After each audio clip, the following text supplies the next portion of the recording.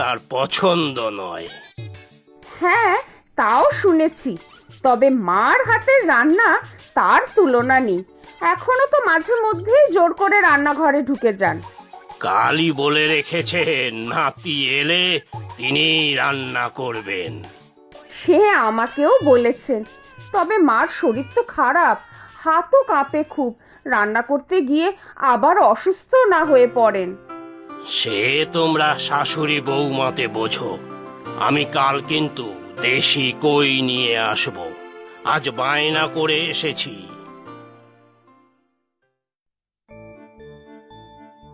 তুমি কিন্তু একটু আগেই চলে যেও স্টেশনে, অত দূর থেকে আসবে ছেলেটা।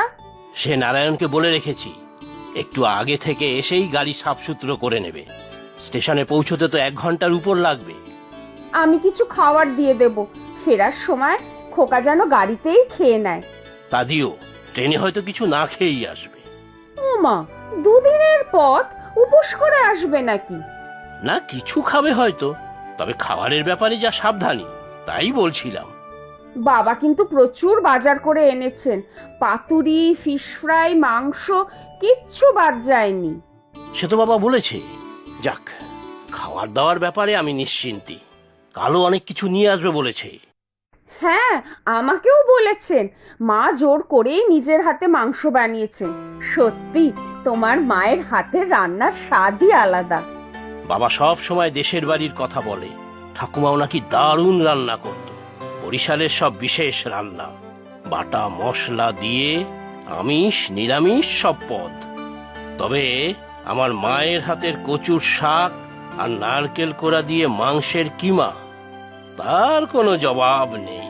দাঁড়াও, আমিও এর মধ্যে একদিন এগুলো রান্না করব, মাকে জিজ্ঞাসা করে করে। সে তো ভালোই হবে, বাবা দেখবে কত খুশি হয়। ফিশ ফ্রাই গুলো ভেজে দেব, ছেলেকে বলো রাস্তায় ফেরার সময় যেন খেয়ে নেয়।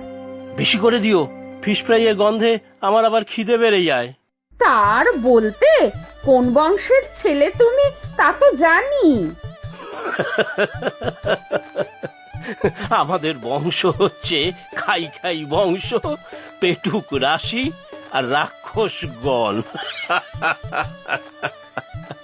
কিন্তু আমার ছেলেটাই যা পেট রোগা, এত কিছু আয়োজন, কি যে খাবে কে জানে।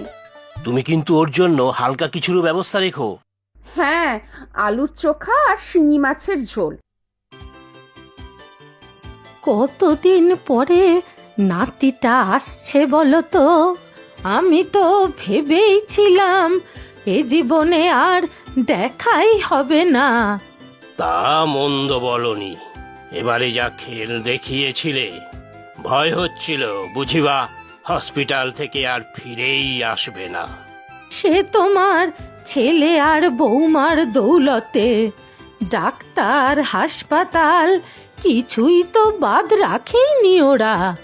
আর এখনো তো বৌমাই একার হাতে সব করছে, সময় সময় ওষুধপত্র সব সব। তা ঠিক, বৌমা আমার খুবই ভালো, তবে এখনো তো মাঝে মধ্যে আমার রান্না করে সবাইকে খাওয়াতে ইচ্ছে করে। আজ তো রান্না করেছো শুনলাম। মাংসটা শুধু করলাম, তাও তো বৌমা সব আমায় গুছিয়ে দিল। বেশিক্ষণ একটানা বসতেই তো পারি না। আচ্ছা ছাড়ো সব, নাতিটা যে কদিন থাকবে রোজ আমি নিজে বাজারে যাব। হ্যাঁ হ্যাঁ, তাই যেও।